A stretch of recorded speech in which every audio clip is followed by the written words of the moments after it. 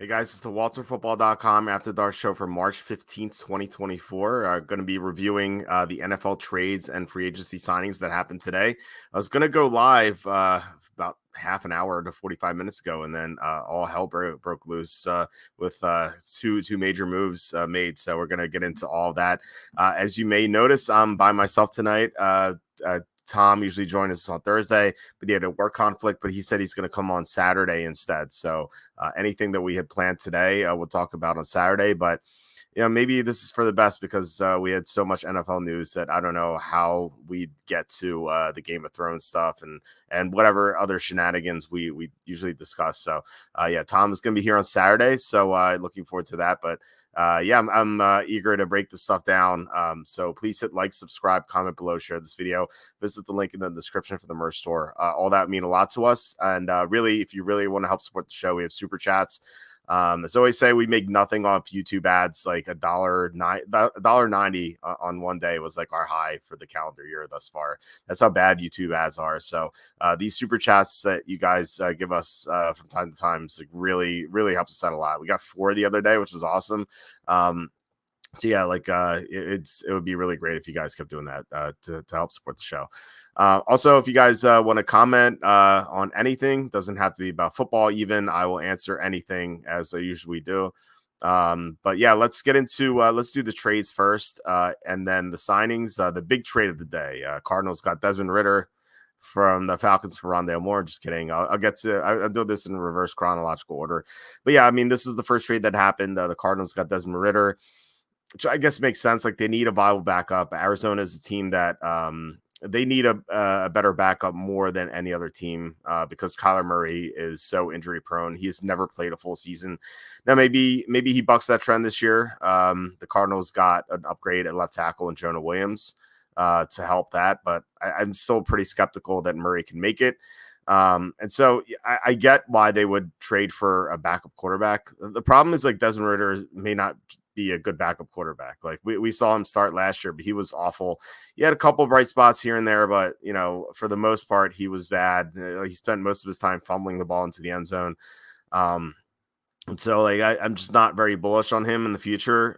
He is young though, he has potential. So maybe the Cardinals can, groom him into being a good number 2 quarterback, but I'm not very optimistic about this trade for Arizona. I like it better for Atlanta.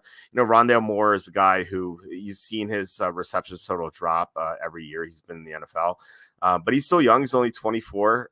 He's kind of like a gadget weapon. The Falcons could use him creatively, I think. If Arthur Smith were there, I'd be more skeptical about that. But I think Rondale Moore is kind of intriguing, especially with Kirk Cousins. I think that he could have his best year yet with Atlanta. So I think Atlanta won this trade. They had no use for Desmond Ritter anymore with Kirk Cousins there. So why not get some sort of weapon for him? And more could end up panning out. The next trade is the Seattle getting Sam Howell from the Redskins. They swapped 3rd and 4th round picks, and then they swapped 5th and 6th round picks. So I get this for Seattle. Geno Smith is not very secure in his job. Like he's still the starting quarterback. I'd be shocked if he's not starting week 1, but I think Seattle wants to get a new starting quarterback in the near future. Now it may not be Sam Howell, but they do like Sam Howell. And Sam Howell, I think, has shown more upside than Desmond Ritter has in his young career. He had some really great games last year, like against the Eagles twice. Like he played really well. Now he played terribly at times too, but he got betrayed by the offensive line. Washington couldn't pass protect at all, especially when they started getting injuries late in the year. And just Howell looked terrible down the stretch. But I think we saw enough of him to say that he's definitely going to be a good backup quarterback in the NFL. And he's still young enough, like maybe he can develop and be the starter that Washington thought he could be. And maybe Seattle can do that. Maybe they could develop him. At the very least, like he's going to be an upgrade over Drew Lock. I'm not a Drew Lock fan at all. I like Howell better. And I think Howell projects as a better backup. So, a decent trade here for Seattle, but I actually like it more for Washington because Washington gets to move up from the 4th to the 3rd round. and basically for nothing. Again, this is a player they had no use for. They're drafting a quarterback number 2. We don't know if that's going to be Drake May or Jay Daniels, but they're definitely going to be drafting a quarterback at 2, as Charlie Campbell reported. And then they sign a backup in Marcus Mariota. So Howell was not even a lock to make the 53-man roster. So to get 2 swaps for him, I think is a pretty good deal. Like I really like this for Washington, and I get it for Seattle. But yeah, I think Washington won the trade, and then we get to the big one. Bears acquired Keenan Allen from the Chargers. Actually, I took a nap for like a half hour because I was so tired. I was putting my son to bed. I was like falling asleep as I was doing it. I was reading a book. I fell asleep twice, and like when I was I was with the kids, like after dinner, I said like garbled nonsense. I was like, man, I really need to take a half hour sleep here because I haven't been sleeping much with free agency stuff going on and everything. But I woke up from the nap to a couple texts from people saying, oh, Keenan Allen got traded. And I was like, wow, like, it figures that like I'm up all day. And then like the half hour I fall asleep, Keenan Allen gets traded. But I was very negative. I was very bearish on the Bears offseason so far. Then like they really didn't do much in free agency, despite having so much cap space, except for they overpaid for a running back, they overpaid for a tight end, and then they didn't do much else. And so like I was as someone who wanted to bet them 50-1 to win the Super Bowl, I was pretty discouraged to see what they haven't done for agency. However, this kind of changes things. Like Keenan Allen is going to be an amazing number 2 receiver for them. They had DJ Moore, they have Cole Kmet, but they had no number 2 wide receiver, and like now that's definitely not the case anymore. They have one of the best 1-2 punches at receiver now. As long as Keenan Allen stays healthy, which is that's another story. I mean, Allen has a checkered injury history, but as long as he's healthy, like he and DJ Moore are going to be great. Plus Cole Kmet, like for Caleb Williams, like Williams has to be ecstatic right now. Like if he wasn't already excited to play in the NFL for a major market with a really good number 1 receiver, like now he's going to have 2 number 1 receivers and a good tight end to throw to. So if Caleb Williams busts, it's not going to be the supporting cast. I'd be shocked if he busts at this point. But the Bears seem to be set up really well, and they only gave up a 4th round pick. Like that's really nothing for a guy who's going to really help out a young quarterback. Keenan Allen helped develop Justin Herbert, and now he's going to do the same thing with Williams. I'm a big fan of this trade for Chicago, and for the Chargers, like. They asked Keenan Allen to take a pay cut. He said no, and then they traded him for a 4th round pick. Seemed like they had no leverage. And it's just disappointing for the Chargers. Like the Chargers, they entered the offseason with looking pretty promising. In fact, like they were another team I was considering betting to win the Super Bowl, 30-1. And they just had a ton of injuries last year, and like now they're going to get a better coaching staff. So I was pretty bullish on them. But this offseason they lost Austin Eckler. They cut Mike Williams, and then they traded Keenan Allen. Like they don't really have anyone left. Like it's Quentin Johnston, really, and then like who else? Like I assume they're going to draft a receiver now at number 5. I probably Malik Neighbors, but still, like Neighbors is going to be a rookie, and so I no longer have interest in betting the Chargers. I do think they're going to be better with Harbaugh, but like they just lost so much offensive firepower that it's hard to see them like being one of the top teams in the NFL, especially in a division with the Chiefs, who improved, as we'll talk about, and plus the Raiders, they're not going to be pushed over. They have a great defense, and we'll see what they do with the offensive line. If they upgrade the offensive line, I think they're going to be the second team in that division. Is Stone Papa Smurf asking, is there any hope for the Patriots? I think long term, not this year though. I think the Patriots are going to be one of the worst teams in the NFL this year. But they are building for the future with the 3rd overall pick. They're going to draft whichever quarterback makes it to them. I think it's going to be Jaden Daniels, but we'll see. It could be Drake May. But I mean, this is a long term rebuild, so I wouldn't have any hope next year. In fact, like maybe it's just better off that they tank again next year for an elite receiver or tackle or something like that. Michael says Chargers have a cheap, broke owner. Wealthy owners kick the can down the road with the salary cap for once they paid a real head coach and they need to sacrifice well-paid players to accommodate. Yeah, you're totally on point there. The Chargers ownership is pretty weak. Definitely one of the worst owners in the NFL. At least the owner doesn't meddle like the Panthers owner, and at least he doesn't throw drinks on like the Panthers owner. So like you could have David Tepper. So then again, David Tepper is super wealthy. So I don't know what you would rather have, like a dick owner who thinks he knows more than the coaches, or a cheap owner who can't afford anything. I don't know what's worse. I think I'd rather have the cheap owner because maybe he's a better guy, but you're totally right about that. The right side of the Patriots offensive line is pretty solid. They need left tackle. Yeah, I agree. They need receiving help too. And then don't forget Belichick's gone. Like I know Gerard Mayo is going to step in, but Belichick got the most out of all of his defensive players. And I think with Belichick gone, the defense is going to take a step back as well. Chris says, I was just saying this to a friend when I remembered you were probably live. Who is Herbert going to throw to or hand the ball off to?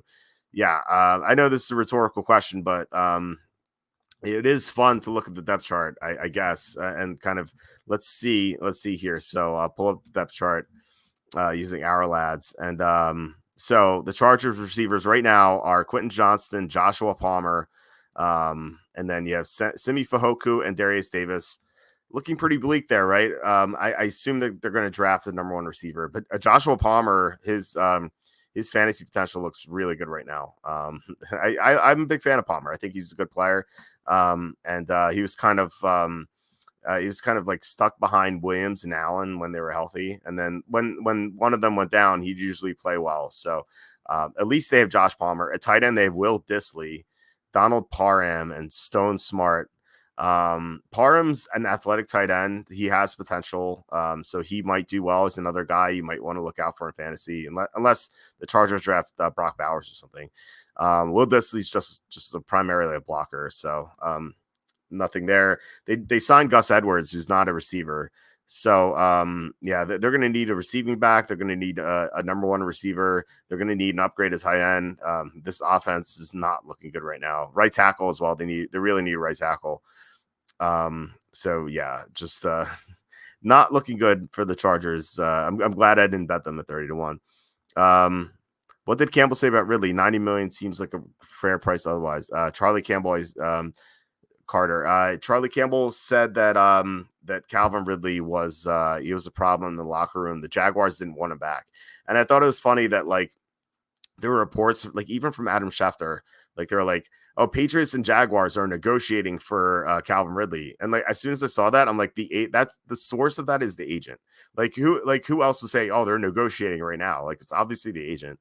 And the agent was like trying to drive up his price, and the Titans fell for it, hook, line, and sinker. Like they overpaid for Calvin Ridley, which I know like the Tennessee kind of needs to overpay because they have nothing going for them at quarterback right now. Like if they had a better quarterback, they could have signed him cheaper, I think.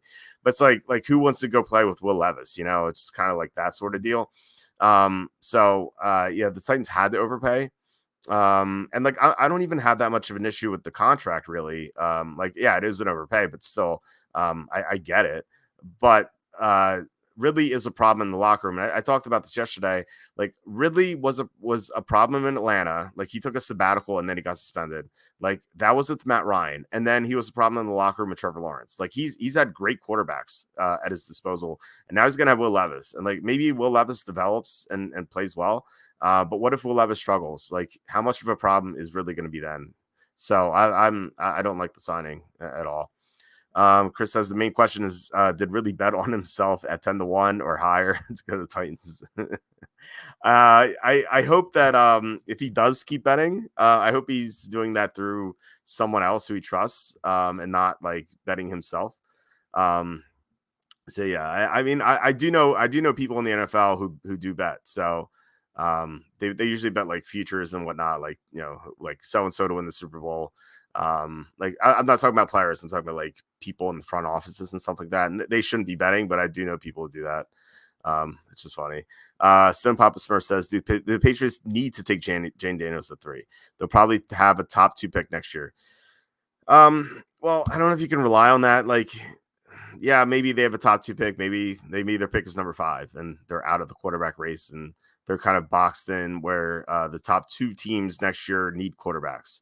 Like right now, I would say Drew Aller and Shador Sanders are the top 2 prospects for next year, and I'd rather have Jane Daniels than those 2 guys right now. I like those guys, but I think Jane Daniels at this point is a better prospect. But I mean, things could change.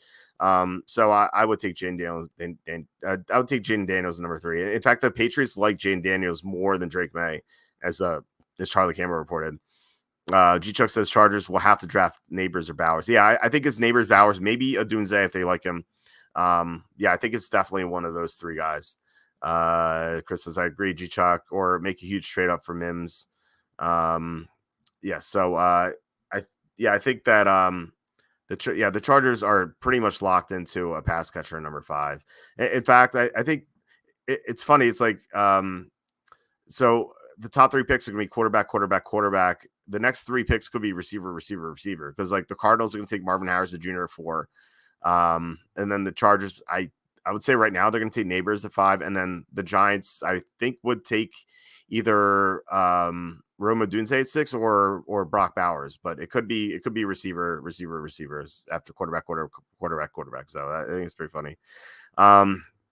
Okay, let's get to I guess I finished this trade. So great trade for the Bears. Disappointing for the Chargers. Like I said, I'm glad I didn't bet them yet, and I'm not going to. If they were in an easy division, maybe I'd still have interest if they drafted Malik Neighbors or something like that. But I'm just not going to do it now. All right, so free agency signings, again, reverse chronological. So we're going to finish with Marquise Brown. The Seahawks signed Rayshon Jenkins, 2 years, $12 million. Jenkins is he's coming off a bad tenure with Jacksonville. He signed a $35 million contract with them, and he was a bust, and then they cut him after a couple of seasons. But it seems like Seattle's buying low here. The Seattle cut their starting safeties this offseason. Quandra Diggs and Jamal Adams. So they needed a replacement, and maybe Jenkins can perform like he did in the past before going to Jacksonville.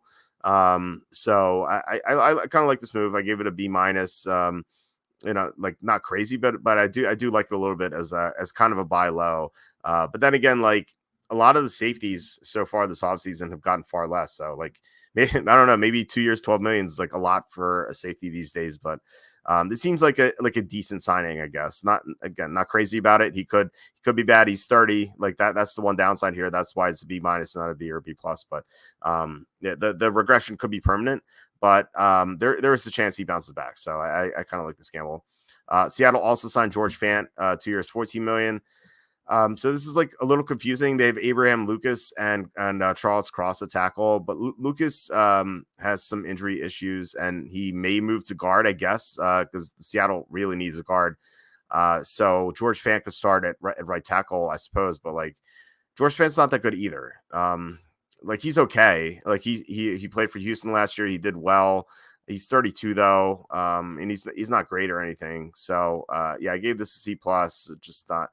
I don't know. It's not amazing. Yeah, Chris, I figured you meant Marvin Harrison Jr. Carter says, so do you think the Titans get Joe Alt now? That is, of course, what the fan base is screaming for. I've been mocking Joe Alt to the Titans. I definitely think that they're going to go after him. You need to protect Will Levis, I think, and receivers. Well, first of all, there may not be a top 3 receiver there, and second, they have Hopkins, they have Ridley, and I guess like Treylon Burks, maybe they could still salvage him as a 3rd receiver. So they're fine at receiver, and they also, I guess they could take Brock Bowers, but I do like Chiggy Okonkwo. So I do think tackle is most likely. They really missed Taylor Lewan's production, and I think they need a new left tackle. So I've been mocking Joe Alt to the Titans for a while now, so I think it's even more likely now. All right, next signing, Steelers signed Deshaun Elliott, 2 years, $6 million. See, this is what I'm saying about these safety signings. We saw Jordan Poyer yesterday for 1 year, $2 million, which is like I was floored by seeing those numbers. And like Deshaun Elliott, 2 years, $6 million. Like he's not like an amazing safety, but he's a good player. He's going to run support. The Steelers have had issues against the run, so Deshaun Elliott's going to be a nice fit there. And he's played well against the pass in like previously, like prior to 2023. So maybe he can rebound. I think that there's a chance he plays well for the Steelers. So yeah, definitely an A grade. And like even if he busts, like 2 years, $6 million, like the Steelers are not going to feel that at all. So definitely a good signing. The Vikings signed Jerry Tillery, 1 year, $3.75 million. So Crooked Tillery has been a bust as a first round pick. He was just awful for the Chargers. He actually wasn't that bad for the Raiders. I was kind of surprised that he wasn't atrocious. And so like maybe he's turning his career around. He's still 27. There's a chance he could be a late bloomer. So like I kind of like the signing a little bit. It has some upside. There's not much downside for Crooked Tillery. So I like this move. Dolphins signed Kendall Fuller, 2 years, $16.5 million. So the Dolphins have Jalen Ramsey, but they lost Xavier Howard this offseason. They cut him. And so they needed a replacement. And like Kendall Fuller was the one bright spot in Washington's secondary last year. He was great. I think he's going to be a really good player for the Dolphins here. And Dolphins keep finding these great bargains at defensive back. Like they found Jordan Poyer for 1 year, $2 million, and then they signed Kendall Fuller for 2 years, $16.5 million. Like I thought Fuller was going to get a contract worth like close to $8 to $10 million. Well, this is $8 million, I guess, like closer to 10 million, like maybe like 2 years, 20 or something like that. So 2 years, 16.5, like seems pretty good. And it is a shorter term deal. So, they're not taking as much of a risk if this were like a 3 or 4 year deal. So, yeah, definitely credit to Miami for finding these bargains. Carter asking, how does Joe Alt stack up between recent top 10 tackles as a prospect? I do not have a good sense for it. So Charlie Campbell's going to have a kind of a breakdown comparing this year's tackle class to last year's tackle class. I guess I really want to see what Charlie says, but like I imagine that Charlie's going to have Paris Johnson, like between the two classes, Paris Johnson number 1, and then Joe Alt number 2, and then Darnell Wright number 3, or I guess maybe one of the tackles from this class. But like I do think Joe Alt is going to be 1 or 2, and I think he's going to be number 2 behind Paris Johnson. He's really athletic. He's got great upside. There's not much to hate about him. In fact, I don't know of any downside really. So yeah, I mean, if he were in last year's class, I think Paris Johnson goes 6, and I think Joe Alt would go 7 if he were in last year's class, because the Raiders really wanted to tackle. They wanted Paris Johnson. The Cardinals sniped him away, and then I think the Raiders would go Joe Alt at 7. And I think if Paris Johnson were in this year's class, I think the Titans would take Paris Johnson, and then like Joe Alt would go like soon after. So I think that's how I would do it. But like I said, Charlie's gonna have a whole breakdown. Like he does that sort of feature every year. So yeah, I can't wait for it. It's like one of the best things Charlie does. He does a ton of things well, but it's definitely one of my favorite features that he has on the site. Jaguars signed Eric Armstead, 3 years, $51 million. Jaguars going for it here with Armstead. So there's an obvious downside. Armstead's 30 years old. He could be in the decline. The Niners let him go. And so it's kind of telling. But then again, like the Jaguars are a team that their Super Bowl window's open. Like Trevor Lawrence is on a rookie deal, so they can afford to sign players like this. And like this is what they need to do. Like even though Armstead's 30, and there's definitely a downside. I think if the Jaguars were a mediocre team with no Super Bowl aspirations, like I would grade this as like B- or at the most, at the highest. Just because like there's too much of a downside with Armstead. Like being 30, but I still think he could play well. I think they're going to get like 1, maybe 2 really good seasons out of him, and he could be the short-term replacement for Calais Campbell that the Jaguars have needed since Campbell left. Like they've been really hurting on the defensive line, at least in the interior, ever since Campbell left. So this is gonna be a good short-term replacement. They still need someone for the long haul, so they can still draft a defensive tackle early, just as someone to develop behind Armstead. But I like this for the short term, even though there's a huge risk behind it. Still think it's pretty good. Thanks, Carter. Yeah. I'm excited for Charlie's stuff too. He does every position, so it's gonna come soon. I know he's already submitted a few of them. So we have to kind of schedule when we're gonna post them and whatnot. But yeah, it's a great breakdown. All right, next signings. Bill signed Curtis Samuel, 3 years, 24 million. So it's funny, like, this like if this were the first receiver signing of the offseason, I'd be like, wow, that's so much money. But like, we've seen Gabe Davis get 3 years, 39 million. We saw Darnell Mooney get 3 years, 39 million. We saw Calvin Ridley get 90 million plus. Like, by comparison, this doesn't seem that bad. So I guess that's kind of like the receiver market we're in. It's the opposite of the safety market. So 3 years, 24 million for Curtis Samuel, I think is fine. I think it's a slight overpay, but he's a good weapon to have. He's a nifty player. Is kind of like a unique guy to have in your offense. And I think the Bills kind of need someone like that. And they definitely needed a replacement for Gabe Davis. And I assume they're going to try to draft one, and they can still draft the receiver early. I think I have I think I have Xavier Legette going to them in the first round in my mock draft, and I still think I'm going to have Legette there. Like, I don't think Curtis Samuel will preclude the Bills from drafting a receiver in the first round. But it's like more of an insurance thing and like another weapon. So like, I think ideally the Bills are going into next year with Stephon Diggs, a number one draft pick receiver like Legette or Xavier Worthy or something like that, Curtis Samuel, and then also Dalton Kincaid. And I guess you throw in Dawson Knox there. And like, you have like 5 really good weapons at receiver and tight end, and also James Cook, who can catch the ball well. So like that'll seem like really promising for the Bills. I actually liked how that sounds. So yeah, I like the signing. I give it a B minus. The more I think about it, I think this should probably be a B. Just like I'm not used to the receivers getting so much money like this, but like, by comparison, compared to Gabe Davis and Darnell Mooney, like this is a steal, which I never would have said like a week ago. Yeah, Khalil Shakir too. Yeah, I like Shakir. Yeah, so yeah, they're gonna have a good receiving core if they draft one early. John says, love the signings. A Bills fan. Brady knew how to use him in Carolina. Yeah, that's true. That's a good point. It's a good point. Yeah, so he's familiar with the system too. I forgot about that. It's a great point. So yeah, I'm gonna upgrade this grade to B, maybe B plus. I actually, the more I talk about it, the more I'm excited for it. Don says, are you able to be a fan of a particular team? I imagine it's difficult, being that you got to be so locked in on the whole league all the time. Appreciate the content and this hangout. Much love. Thanks, Don. Yeah, I'm not a fan of a single team. I always say, like, I'm a fan of the team I bet on each week. So when I grew up, I was an Eagles fan. I grew up in Philly. I'm now outside of Philly. Just like, actually, I can walk into Philly, just where I am. I had to get outside of Philly because of like, the city business taxes are just ridiculous. Like, when I set up my website for the first time as an S corp, I had to pay.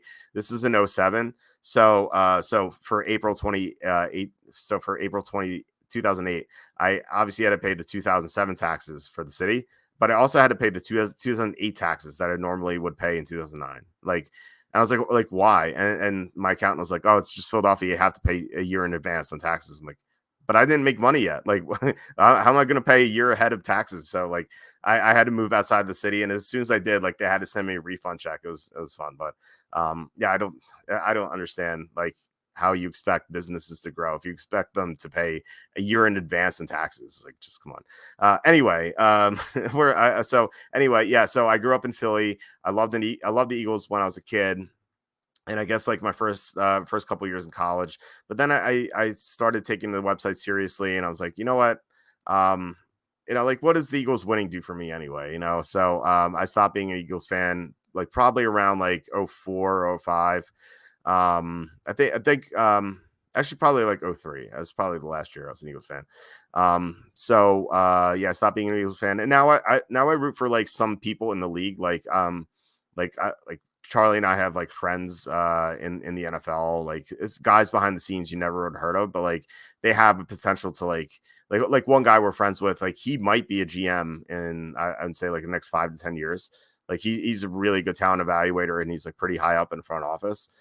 So like I root for him and his team. Like, I get excited when his team wins. So I root for that, but not necessarily a single team, but except when I'm betting them, of course. Like that's the big thing. Carter asking what team has won free agency thus far. Um, it's crazy. The Redskins always lose in free agency, but like I think they've had a great free agency. Like they've made some great moves on the offensive line, getting Tyler Biadasz and Nick Allegretti. They signed Austin Eckler for very cheap. They signed Frankie Louvu, who's a really talented linebacker. I love that move. They got Bobby Wagner for a cheap deal. The Redskins have made some great moves, and then they're going to draft whichever quarterback they like at number 2. Like, I'm not saying they're going to win this year or even make the playoffs this year, but before free agency, I would have said like, they're going to win 3, 4, 5 games this year. But now I'm thinking like, this team might be like 500. Like, I think they've improved a lot. So I think that like it's weird to say the Redskins have won, but they've done a great job. Don said that's messed up. Appreciate that. Yeah, it really is. Business friendly Philly. It's it like like way to drive businesses out of your city. Just I was so happy to get the refund check. Stone Papa Smurf says any word on what teams like Texas A&M linebacker Edgerrin Cooper, he'd be a good fit on the Raiders. Divine Diablo is their middle linebacker right now. Edgerrin Cooper's he's a talented player, but he got dinged for character concerns, and I think he did poorly in team interviews too. So he might drop in the draft for that reason, and like he could end up being a steal for that reason. I know that there's a player who signed this offseason, like not a crazy deal or anything like that, but like he signed like a substantial deal. Like he had like the worst interviews at the combine like I had heard of. I won't say who it is, but like the story is that like one team interviewed him. I don't know if he gave this answer to other teams, but like one team interviewed him and they asked him, they're like, why do you love football? And he said, because playing football is like hitting a B word, the 5-letter B word. And the team was like, what? Did you say that you like to hit women? That was bizarre. And that player also didn't know who the head coach was of that team. There are 32 head coaches in the NFL. And like, if you're auditioning for a job at the combine, which like, that's what it is. It's a job audition.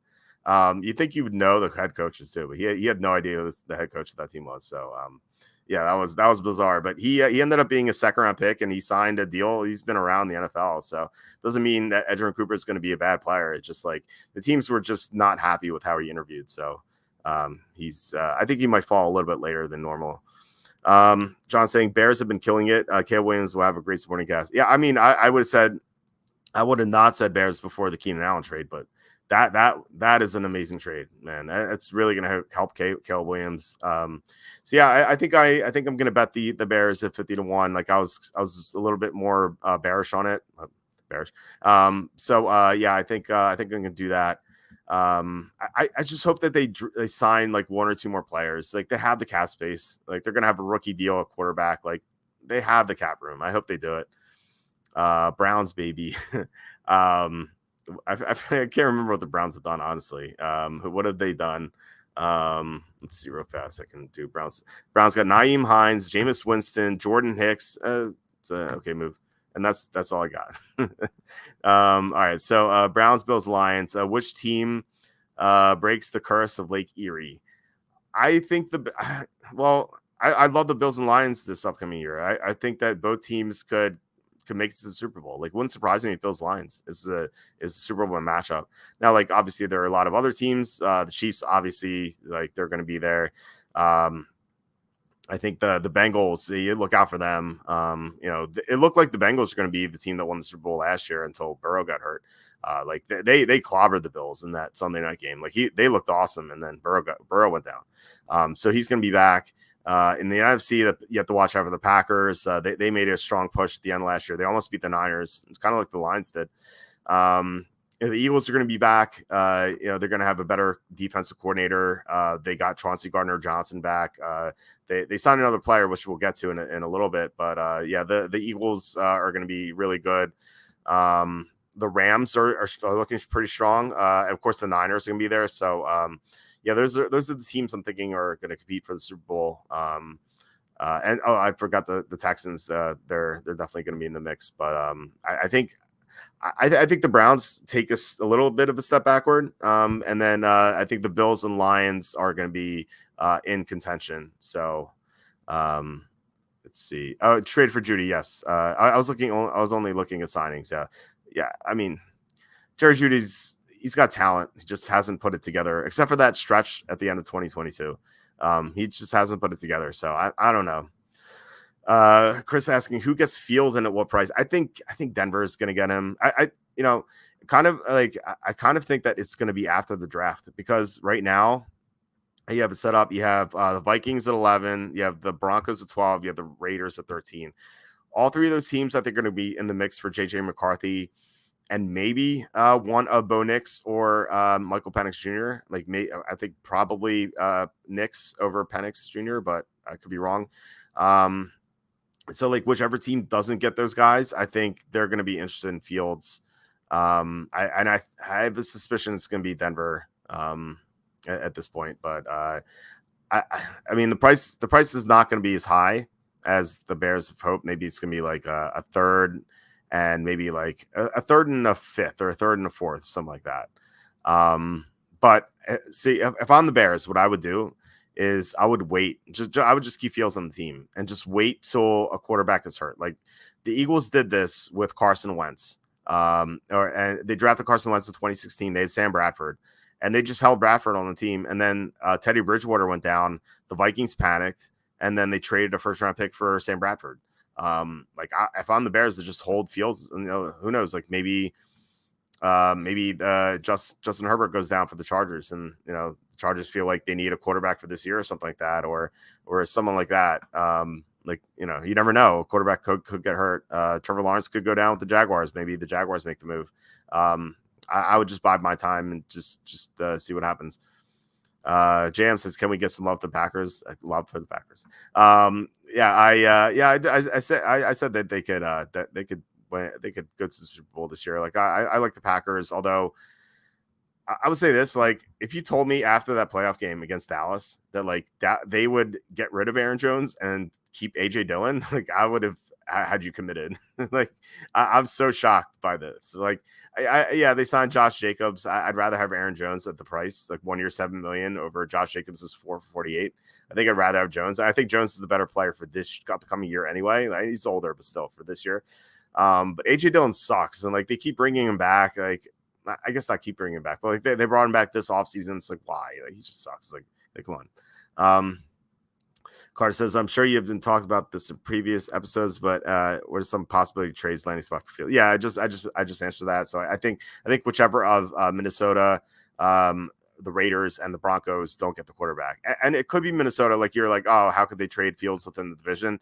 We've seen that before. The Eagles traded Donovan McNabb to the Redskins. The Patriots traded Drew Bledsoe to the Bills. Like it's happened before. It's just like not as often, but it does happen. Carter says, if you had to bet now, who would be the worst team in the NFL next year? Still the Panthers. I think the Panthers have made some improvements. Like I don't think the Panthers are going to be as bad as they were last year. I still like. I think they might win like 4 or 5 games. Like that. Like that's what I mean by improvement. If I had to guess, it's hard now. Like because we don't know who's going to get the quarterbacks. Like. I depending on what happens to quarterback, like Denver could be really bad. The Patriots could be really bad. The Giants are a candidate for that. Like they assigned some offensive linemen, but like none of them were that good, and they still have no receiver. I know they traded for Brian Burns, but I think the Giants are gonna be pretty bad. Let's see who else.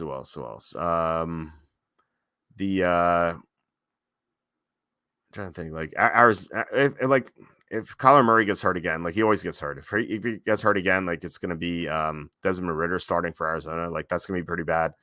But yeah, I think it's off the top of my head right now. I think it's going to be between the Giants and Patriots, and Broncos is one of the worst teams in the NFL. Love might be 5th favorite for MVP right now. Yeah, I kind of like that. I think it's an interesting bet. I don't know what odds you're getting, but I can see that happening. Fields to Denver would be spicy. Yeah, I'd like to see that. I'd like to see what Sean Payton can do with him. Thoughts on Caleb Williams at 150 to 1 for MVP. Oh, man, I don't think they do it. I think they give it to if Caleb Williams is great, they're going to give him offensive rookie of the year. And I think that would be enough. I think MVP is going to go to like Jalen Hurts or Mahomes or Josh Allen or Joe Burrow. Like Joe Burrow coming back from injury and leading the Bengals to a divisional win. Like I think that would lock him in. I don't think it'll be Caleb Williams. But I mean, obviously looking for offensive rookie of the year, but you're not going to get good odds there. I was about to ask, why not keep it Fields at this point? Wait for an injury. Yeah, I think that's the way. I think that's what they should do. Don't forget Devin Bush and Quentin Jefferson for the Browns. I actually didn't see contract details from Devin Bush. I was looking for them. So when we get them, I'll post a grade, but I didn't see anything for Bush and Jefferson. Cassandra says Caleb Williams doesn't seem like the sort of guy who would want any part of a team on which he wouldn't be the clear starter going in. I think he's the clear starter though. Like if the Bears draft him, he's the clear starter day one. Like they're not going to sit the number 1 overall pick. And I think they would even tell him that. I think they're like, yeah, we want to trade Justin Fields. We don't have a trade partner at the moment, but you're our guy. Like I think that's like if he has any reservations about that, like I think they tell him. Nick says Bo Nix is a natural match for Sean Payton and the Broncos. I like that, but they might not get him. Like, what if the Raiders trade up ahead of them? Or Minnesota drafts ahead of them too. So Denver's going to have to make a move, I think. Do you think the Bengals would trade Browning? He could start. I think they keep Browning. I think they want a viable backup for Joe Burrow. Like, obviously if Burrow goes down for the year, like they have no hope. But if Burrow gets hurt for 3 or 4 games, like Jake Browning can step in. They don't have a viable option otherwise. And, it's important to have a good backup quarterback. If you're a Super Bowl contender, like, look at the 2017 Eagles, for example. Like you need a guy who can step in and do well. And Jake Browning's proven that. So, he's got more experience now. Dan Marino had the best rookie season ever, still only finished 3rd in MVP voting. John says, yeah, exactly. Like, yeah, I think they would give him offensive rookie of the year, obviously, and then the next year he would win MVP or something. Tennessee is going to be, okay. Yeah. Sorry. Stevie, good post here. Tennessee is going to be BADD. Tennessee might be my pick as the worst team in the NFL. So, sorry, Carter. I'm not a fan of Will Levis. He has potential for sure, but I just don't see it with him. Yeah. I'll change my pick to Tennessee. Thanks, Stevie. John says they already gave MVP to Lamar again. Yeah. That was frustrating because I bet Jalen Hurts and Dak Prescott to an MVP last year, and they were both the favorites at one point, and then like Lamar just kind of swooped in because he had a great game on Christmas, and everyone saw him beat Brock Purdy. So yeah, that was disappointing. It should have been Mahomes. That team was awful. Like, at least offensively, they were awful. They were so bad, and yet he still dragged them to a 3rd seed in the conference, in the better conference. It was so impressive. Like they had nothing. Like even Travis Kelce was crap like throughout the year until the playoffs. He just went nuts in the playoffs. But during the regular season, Kelce was terrible. Rashee Rice played well, but he was only a rookie. Like Mahomes, it was all Mahomes dragging that offense, the kicking and screaming to the 3rd seed. G Chuck says, "Hey Walt, where do you see T Higgins ending up?" So I actually made a post about this. I will let me bring it up here. I actually have an article, and like this is a tad bit outdated because Tennessee's here, and so I don't think Tennessee's going to make the move. Patriots, I think the Patriots could do it. They have no number 1 receiver. They have a rookie quarterback, so they're going to have tons of cap space, so they could take on this sort of contract. And I think they need to give their rookie quarterback a good receiver. So Patriots are my favorite. You can take Tennessee out of it. The Jets, so they've been rumored to they're rumored to be in on Devontae Adams, but it doesn't sound like the Raiders want to trade Adams. But maybe the Jets can be like, hey, Aaron, how about T Higgins instead? And I imagine that Rodgers would be pretty happy about that, especially considering that like the Packers drafted Jordan Love over T Higgins. And while that's like looking good now, like the Packers missed out on a Super Bowl in 2020 because if they had T. Higgins on the field with Devontae Adams, I think they would have beaten the Buccaneers and they would have gone to the Super Bowl. And the Chiefs were weak that year because their offensive line was bad. So the Packers would have won the Super Bowl. I think if they had T. Higgins. So now Aaron Rodgers can finally get T. Higgins. The Lions, they have some cap space. They can make this move. And Jameson Williams has been a disappointment. So I think that if they add another receiver, that would make their offense so much better. The Colts, they were rumored to be in on Jerry Jeudy as a trade target. I saw some rumors about them maybe trading for AJ Brown if Brown wants out. So the Colts could definitely do it. The Cardinals, they have the 5th most cap space in the NFL. Even if they I assume they're going to draft Marvin Harrison Jr., but they can still go after Higgins and have a great 1-2 punch for Murray. And then Chiefs, you can take the Chiefs out because they just signed Marquise Brown. So Son says thoughts on the Patriots signing Chucks Okafor, former Steelers tackle. He's I don't know. He's not a very good tackle. I think he's going to be a good swing tackle or something like that as a backup. But I don't think if you're asking him to start, I think it's a bad idea. Chris says maybe Denver was Hank for Neon Sanders' kid. Yeah, I guess. It just doesn't feel like Sean Payton's there to tank though. He's on the older side. He came back to the NFL after the sabbatical he had for 1 year.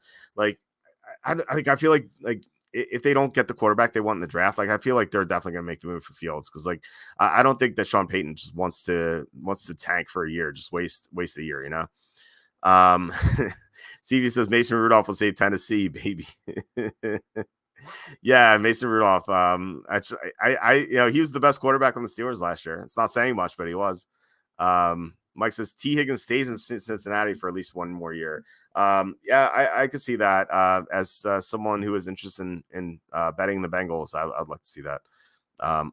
Carter says I'm here. Mike Williams to the Jets. That would be cool. And I don't think he'd cost that much because he is coming off a torn ACL. He has a really, really terrible injury history. So teams are going to be wary of signing him. But yeah, as long as they get him for a 1-year prove-it deal, I'd be a fan. But I'm not expecting much from him this year because of the torn ACL. John says Hollywood Brown, Rashi Rice, 2nd year, and Taylor Kelsey. Oh my, hard not to bet the Chiefs at 5-1. What I would do, and I said this with Jacob on our odds show. I said that I would not bet the Chiefs at 5-1 right now, because that number's not going anywhere. It's not going to go to 2-1 suddenly, in the offseason. What I would do is I would wait for the Chiefs to slip up during the regular season like they did last year. They lost to the Lions, for example, week 1. They lost to the Raiders on Christmas. They're going to have a loss that looks really bad. Because every NFL team does. And once that happens, you might get a better number. You might get 7-1. You're not going to get anything crazy 12-1, but you could get a 7-1, maybe plus 750, something like that. So that's what I would do. I would just wait because there's no reason to bet it now. So yeah, but I do agree. I think I would like to hedge with the Chiefs at some point. All right, let's get back to free agency signings. Eagles signed Devin White, 1 year, $7.5 million. I was shocked to see this because the Eagles have had horrible linebacker play for a long time. Seems like they finally have a good linebacker here. So yeah, I'm a big fan of this. And the Eagles have had issues covering the middle of the field for a long time. And Devin White is super athletic. He can cover really well. The one downside with him is that he's pretty bad in run support, but the Eagles are great against the run last year. So I think they can get away with having White there. And if even if you disagree, look at Tampa. Tampa has been great against the run recently in the past several years, and they've had Devin White. So they were still great against the run despite him. So yeah, I like this move a lot. It's nice to see the Eagles upgrading their linebacking core for once, and something the fans have been begging for.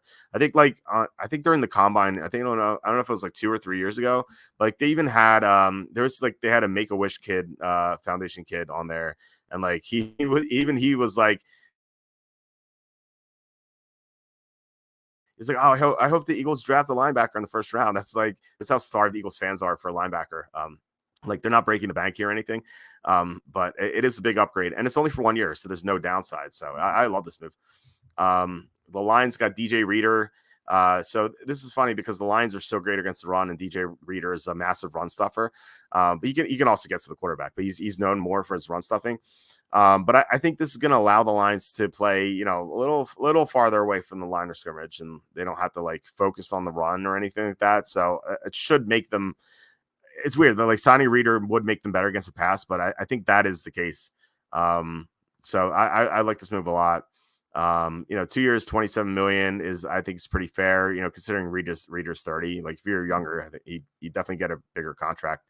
But yeah, it's not like a super long-term deal. So there's not that much risk attached to it outside of Reader's age. But 30 is not like 32 or anything like that. So yeah, I like this move. I gave it an A minus, the minus because of the age, but yeah, I like it. And then finally we get Chiefs sign Marquise Brown, 1 year, 11 million. Yeah, so the Chiefs, I don't need to tell you how bad the receiving core was last year. Like there was Rashee Rice, and that was it. And he was only a rookie. And Marcus Valdez-Scantling, who was a disaster. Mecole Hardman, they got late, and he did nothing until the Super Bowl. It's weird that he scored the winning touchdown after doing nothing for weeks. Who else? They had Justin Watson, who was bad. Sky Moore was just complete garbage. As a former second round pick, I was kind of shocked that like he didn't do anything. Who else do they have? They had Kadarius Toney, who was he dropped so many passes, and then they didn't even activate him for the Super Bowl, even though he's healthy. Yeah, and then just like a bunch of scrubs otherwise. But yeah, now they have a legit. I would say Marquise Brown is a legit number one receiver, but he's definitely a dynamic threat as a number two receiver, and I think like Rashee Rice could elevate himself in the second year to be the number one receiver. So they have Marquise Brown here as a deep threat, and think about Marquise Brown's quarterbacks. So like he's had some big names like Lamar Jackson and Kyler Murray. But those guys aren't elite passers, and like they're not even like pass first guys. Like they run a lot. And now they have Mahomes. Now he's going to have Mahomes, who's obviously an elite passer. And so he could, like, the Chiefs could unlock Brown's potential and like could elevate his game. Like they could really unlock him here. So, and it's only for 1 year. So even if Brown fails, it's not really any sort of risk. Yeah, they can't carry over the 11 million for next year, but still, it's I think it's a great deal for the Chiefs. I gave it an A. So definitely a big fan. So John says yeah, okay, so we had a comment. So yeah, I think it's about it. We're approaching an hour here. It's almost 12:30. I'm doing a show with Play Like a Jet at 1 o'clock, so probably gonna take out the dogs and then get ready for that. But yeah, thanks so much, guys, for commenting, watching. Really appreciate it. Like I said, we're gonna be back on Saturday with Tom. We have Stevie says breaking. Stevie Schefter reports Rams signed Cameron Curl, former of the Redskins, 2020 7th rounder. Is that true? Or are you just making stuff up? I don't know. Like it could be true. Let's see here. Let's see. Actually going to look up Schefter to make sure if it's correct, and then I could tell you what my grade would be in real time. I'm not seeing anything. So I don't know if it's true, or maybe Schefter's asleep. Let me try another source. Oh yeah, it's true. Okay. Yeah. Stevie, thanks so much. Yeah. It's, Rams signed Cameron Curl, for 2 years, 13 million. So that's interesting. I have Cameron Curl as a 3-star free agent. And yeah, I mean, he's a pretty good safety. I think 2 years, 13 million. Well, again, like, I was about to say, like, 2 years, 13 million is like pretty cheap for Curl, but then again, like every safety has been signed at a discount this offseason. So maybe it's not like the great bargain I think it is, but for a player like that, I think it's a good deal. And the Rams, they need to continue to add to the secondary. It's it was kind of a weakness of theirs. Yeah, it's gonna be a nice upgrade. I really like this move. I think I'm gonna give it like probably like an A- or an A or something like that. I'll think about it, but Cassandra says, does Play Like a Jet stream live? No, it's not live. You can find them on iTunes though. I've been the guest the past couple of nights. with them. Scott Mason runs it. He does a great job with it. And yeah, you can find it on iTunes. He always has guests there. And if you're a Jets fan, definitely check it out. So it's a great show. And I'm usually a guest on. I'm a guest on like every Sundays for picks. And for free agency, he has me on every night. And then for draft stuff, I'll be on too. So yeah, so Stevie says I'm Stevie Schefter, not Tom Pelissero. Up to 13 million. Gotta wait for details. Yeah, you never know. I feel like all these contracts are bloated. Like they like the reporters like Schefter and Pelissero and whoever Rappaport, like they get all their breaking info from the agents, and the agents are look, our guy got 13 million, and it's really like 9 million. You know, it's like it's always misleading. It's always from the agents. The agents are always going to talk their clients off. That's their job, you know. But yeah, it is always misleading. So I always just based on what the reporting is, because it's all bloated. Like nothing is legit reporting, you know. Johnny B says you guys have a pod now. Yeah, we've had this After Dark show. We're coming up on a year now. We used to have a weekly show, which we also do on YouTube, but like now we have this is 4 nights a week. And I'm gonna try to do a 5th night, but I think it would be like I'm hoping someone else would do the 5th night. But I think that that might be a plan for the future. Like maybe like it'd be cool if like well, I don't even want to say, but like someone else who works for us like does the 5th night or something. I think that'd be fun. Justice play like a Jet. That show must be awful. Yeah, well, you know, maybe root for fans like Jets fans. I don't know how else you would word it. Maybe Jet as in like the plane, you know. But yeah, Jets have not played well, so yeah, I can see that it's a good point. And yeah, the Jets are so bad that they actually they killed one of their fans. One of their fans off themselves. In that Curb Your Enthusiasm episode. that's how miserable they make their fans.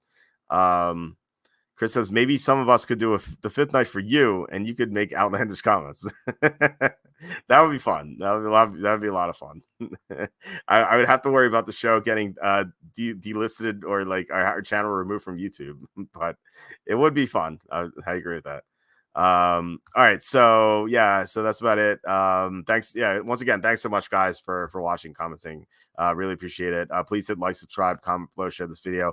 Visit the link in the description for the merch store. Yeah, I'd be losing that $1 per show. Yeah, well, don't forget the super chats. Those are always great. I like the goal here is to build this up. You know, it's like $1 now, but who knows, in the future it might be like $2. Which I guess for inflation, maybe it's the same. It's gonna be the same thing. I don't know. Wish we were on Bitcoin. Don't drink while commenting. That was always the fun thing. When I was at Penn State, I would go out at night. Like being a poor college kid, like I wouldn't want to spend all the money at a bar or anything like that. And like if you went to a party too, like you never knew like who would have like how much alcohol there would be. So like what I would always do was like I'd have like a handle of like vodka or rum or something like that in my room. And like I would always take like several shots before going out. And then like my favorite part of the night, like sometimes, you know, it depends what would happen, but like it would always be a blast to like get hammered, like pre-gaming in the dorm room. And then like going on AIM back when AIM was the thing. And like, I would just like randomly message people and just drunkenly type to them. It was so fun. Like, so I feel like that I back then YouTube didn't exist. And so, yeah, that would be like I feel like that's what you would do now with no AIM. Like you would just go on random shows and like type nonsense. You'd probably get like blocked or something like that, but I think it'd be pretty fun. And one it's gonna be in my book, which is actually I did the final edit. It went through pagination. I just need to design a cover, which I'm gonna try to do through ChatGPT. If it doesn't work, I'm gonna have to find the designer, but yeah, it's almost done. So the book is going to be Jerks of the College Years. Doesn't like we do Jerks of the Week on the site. I'm gonna have Jerks of the College Years, and like Tom will enjoy it because like we live together, and so he knows about many of the people I've written about. But like one of the stories in that book is like I had one of the handles I had pre-gaming one time was like Captain Morgan. And like I went a little overboard one time. I took like no joke, I took like 12 shots of Captain Morgan before going out. Now I got so smashed. I was at a bar and I was like passed out like this. and I was like, but before that, I was so into drinking Captain Morgan or taking shots of Captain Morgan. I was like yelling at people. This is a bar outside. Like people were walking by. I was like yelling at people that I'm a pirate major at PIRT. I take PIRT 103, and I was like yelling at people about being a pirate major. It's like it was so much fun. I miss those Penn State days. 50 cents. Google gets greedier. Yeah. Well. Yeah, I guess there is a downside, right? I mean, we could grow the show and then take a pay cut. Chris says, "What was your AIM handle? Perhaps we could all chat with you." Well, I mean, I haven't logged on in a long time. It's SOS Walter, as in same old S at Walter. So if you, I don't know, maybe I'll log in one of these days. I don't have it installed on the computer or anything. I actually don't think you can get AIM. Like I looked up AIM. I'm like, I was like, I typed in like download AIM and like I couldn't find it. Like not that I was going to. I was just like out of curiosity. I was like, I wonder if they still have this, but I don't think they do. I think they shut it down, unfortunately. Which is I loved AIM. I loved it so much. Just like this, it's so disappointing that you can't go on there anymore. And I know there's like Twitter now. It's like basically replaced it, and Facebook, but there was nothing like chatting with multiple people like at a time. Like I wasted so much time doing that. It was great. Millen on the cover. I haven't decided what the cover is going to be, but Millen's not in the book. It's just stories from my college years, like going out drinking or like dumb professors I had or like really stupid people on my floor. Like I have a ton of stories about that. So there's no Millen, unfortunately. But I still have to decide what's on the cover. I'm not sure. Terrence and Phillip Mouth. Yeah. Maybe that was his username, Millen Believer for you. Yeah, unfortunately, AIM was before Millen, so like I couldn't do that. But yeah, does AIM still exist? I don't think it does. I really don't. I think they shut it down. I think I read that before because in like the later days, like I used to be like the only person on AIM. Like this is back in like 2011 even. And like no one used AIM, and like people were like, why are you using AIM? It was like I was to be logged in, and like someone would log in and like, man, I was logged in for the first time in 2 years and I see you on here. Because I used to have it because AIM, like in the later days, like the final days of it, you could link it to your Google chat and your Facebook chat, and you could import all your friends from there, and you can talk on AIM to someone on Google or Facebook. And I thought that was really cool. And I used to do that. I used to communicate with my editor. He used to be on GChat all the time. So I used to talk to him that way. So it was really useful. But then they announced that like they'd be shutting down AIM. So unfortunately, I don't think they have it anymore. It's a great theme for a book. Yeah. 2017 shut down, fully just read. Yeah, that sucks. Yeah. So I think I was last on there 2011, I think. And I know that because like in 2012, I didn't use it. That's when I met this girl, Emily. I wrote about her in my first book. I actually thought I was going to marry her. She was like, I was like first like super serious girlfriend I've had, and like I met her and we used to talk on GChat, like, so that wasn't even AIM, so that was 2012, so like that was beforehand. But I think it was 2011 or 2010 I stopped using AIM. ASL, yeah. 42 40 oh no 41, not 42 yet, 41, male, and outside of Philly. ASL could be very confusing questions to this generation. Yeah, I wonder that. I don't think I even know any teenagers, but like if you ask like a 16-year-old, like what do you think ASL means? Because like when I first started using these AOL chat rooms when I was like 15, 16. If you were to ask someone that age, like what do you think ASL means? They'd be like ACL, like someone tears ACL. I don't know. I don't think they'd know that. That's pretty wild. But like used to do that all the time. Mike says, is Matt Millen aware of how he's become such a figure of ridicule over the years on the website? That's a good question. I don't know. I would love to know that. I think Emmett Smith knew about my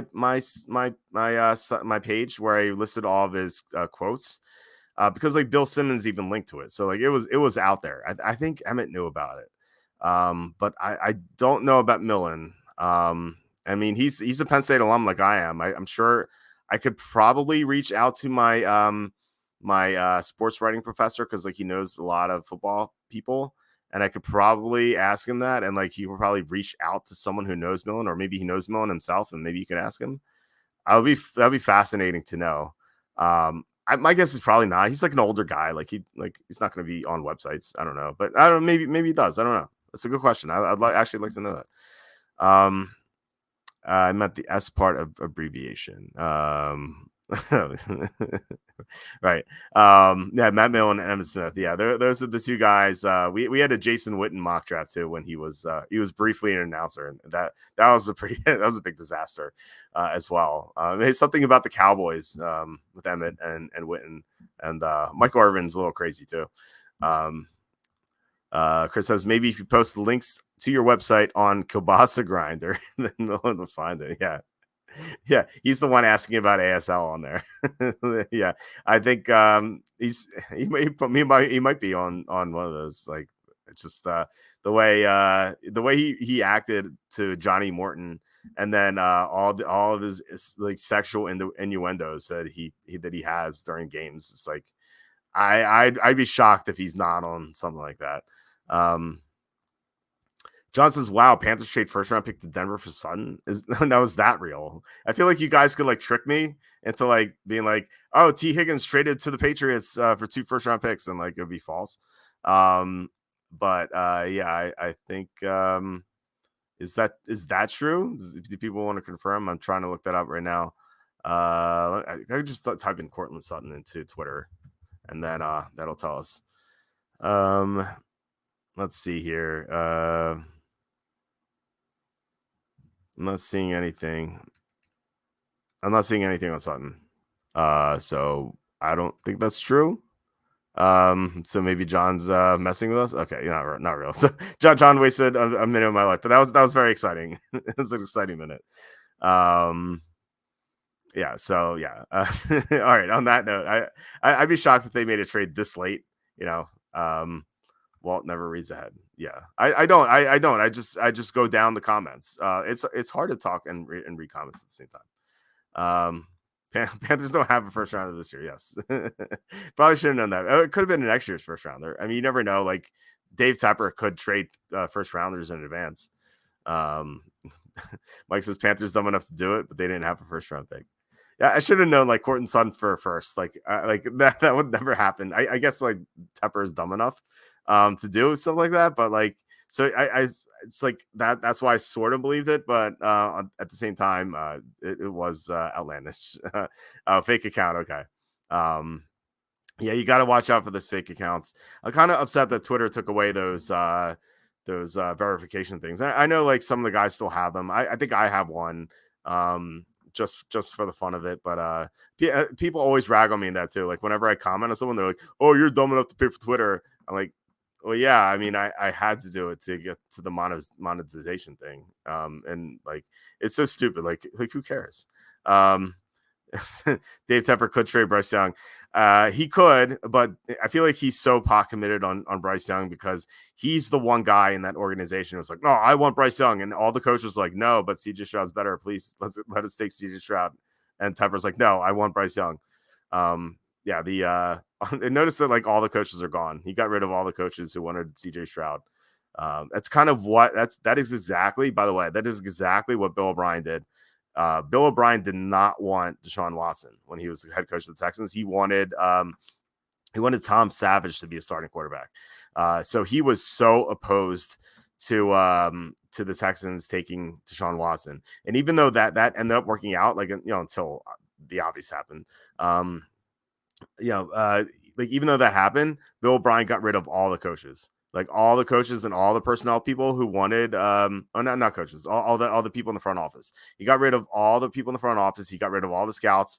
He got rid of everyone who wanted Deshaun Watson. He was like so power hungry, and like it was so unbelievable that he did that. It's crazy, man. Like the stuff I know about the Texans, I wish I could tell you guys. Like I just kind of. This is Charlie's information that he gave to me, so like I kind of sworn to keep a secret. But like Bill O'Brien did some really sketchy stuff in Houston. He's a really bad guy. So I'm kind of I was pretty happy to see him get fired and like not have success elsewhere. If you notice, like Charlie always rags on him, like whenever Bill O'Brien's name comes up, like Charlie's always quick to say Bill Belichick and Nick Saban have never won a championship with Bill O'Brien on their coaching staff. He's like, I love when Charlie posts that. But it's true. And Bill O'Brien, he's not a bad offense coach, but he's a real scumbag for what he did. But Cassandra, I was faked up by Tom Pelissero once this offseason. You have to be vigilant about that. A darn Schefter was one of the big ones back in the day. I don't know if that still exists. I actually had to. I don't know if I muted him and blocked him. But I couldn't deal with it. Like they got me for a second, so I had to get rid of them. JP asking, what are the Giants going to do at 6? I think they have to take definitely an offensive player. And I believe it's going to be, I think if Malik Neighbors is there, I think he's the pick.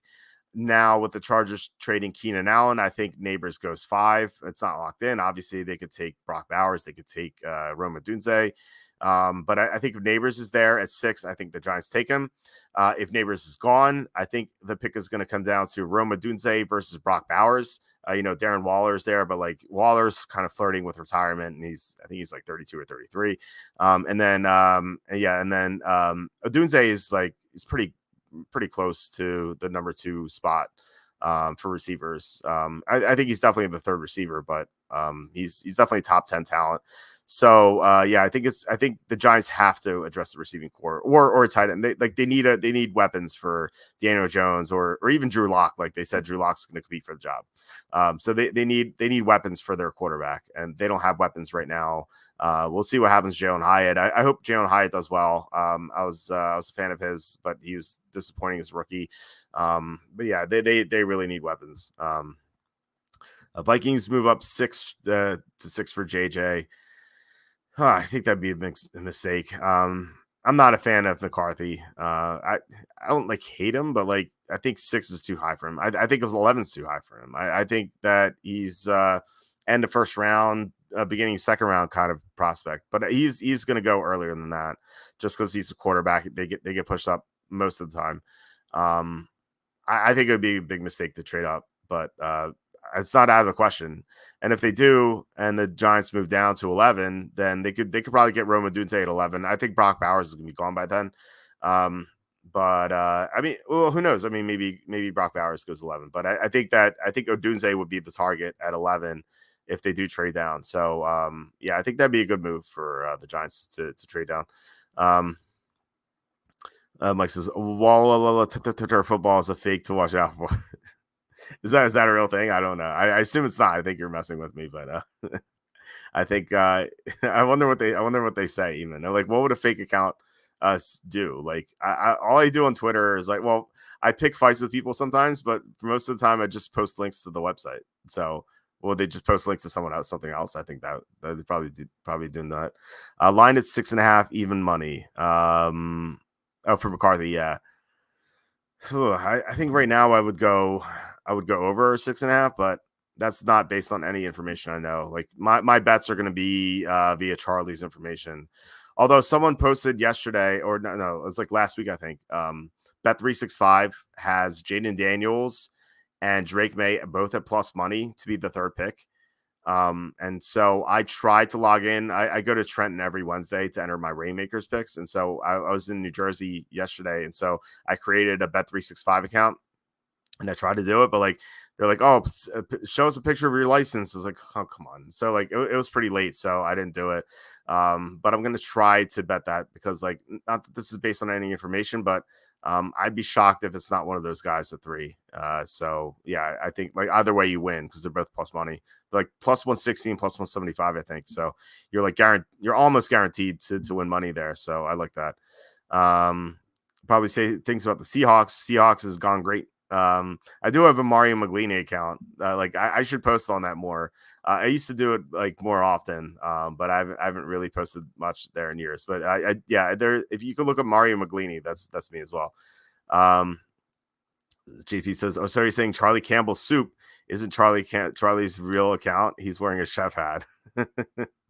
No, unfortunately, that's not Charlie's real account. Though that would be funny if he were wearing a chef's hat. Yeah. All right. So, yeah, I said I was 20 minutes ago. I said I was done the show, and we kept talking. So, no, it was awesome. So, yeah, I'm gonna have to grade the Cameron Curl thing, which I do now before the Play Like a Jet show. Yeah, like I said, you can catch me there. It's on iTunes, but we will be back on Saturday. Tom is going to watch more Game of Thrones episodes, so we'll talk about that. Plus, like all the moves that I'm sure are going to happen tomorrow and Saturday. We'll discuss that then. Yeah, we're coming up at 1 o'clock, so just gonna sign off. So yeah, I once again really appreciate you guys like commenting, watching. Just really thankful for everything. And yeah, hopefully the show keeps growing and we keep getting we can keep getting up to $2 in the YouTube ads. So which is to help offset inflation. So JP says paid premium member. I appreciate you guys. The site still sucks though. Really for premium? Like really like I would love to hear what's wrong with because like what I'm showing you now is premium. There are no ads here at all. And like it's super fast. Like I click here, go to the main pages. There are no ads showing. And so like this is the experience you get with the premium, which is $7.99 a month. And like we're actually gonna include more stuff in the premium. We're gonna have our mock draft contest be like most of the prize money is going to go to premium members. Same thing with like DFS contests and Survivor. I think we're gonna have some features in the premium section too. Like nothing crazy. Like our mock draft and picks are still going to be free, but like some like the bonus features are going to be in premium as well. But yeah, like I have no issues here. The site runs super well. Now I'm not on mobile right now, but maybe you're talking about mobile, but I would like to so he says some things I need to access regular. Is that true? Like well, can you email me or message me on Facebook or sorry, Twitter and tell me what you need to access regular because that shouldn't be the case. So I could pass that along to my developer and he could look at that because that should not be the case at all. Chris is very excited for the swimsuit episode this June. Yes. Yeah, that'll be a feature for sure. There's I find those in them. Yeah, mobile. Okay. Yeah, because I'm on desktop now, it's fine. So what exactly on mobile do you need to access regular for? Because I'm pretty surprised by that. I actually don't have I'm not like logged in to the website on mobile, so I never see that. And the reason for that is because I want to see if like the ads really screw up on mobile more than desktop more than anything. So I always want to see what the ads look like on mobile before anything. So yeah, I would like to know that. So yeah, if you could message me on Twitter or email me and just let me know. Then I could forward that to my developer and he could fix it because like I said, like there should be zero ads on mobile. Like you shouldn't have to access regular for anything. So yeah, please let me know so we can fix it because that shouldn't be the case. But yeah, anyway, you have 10 minutes to the Play Like a Jets show. So I gotta get going. So, yeah, once again, guys, I'll be back on Saturday with Tom, talking free agency trades, and then Game of Thrones. And then I'm sure we'll talk about some nonsense as usual. And then regular schedule next week. So yeah, looking forward to that. And, yeah, thanks so much, guys, and have a good night and have a great rest of the weekend. And I'll talk to you on Saturday.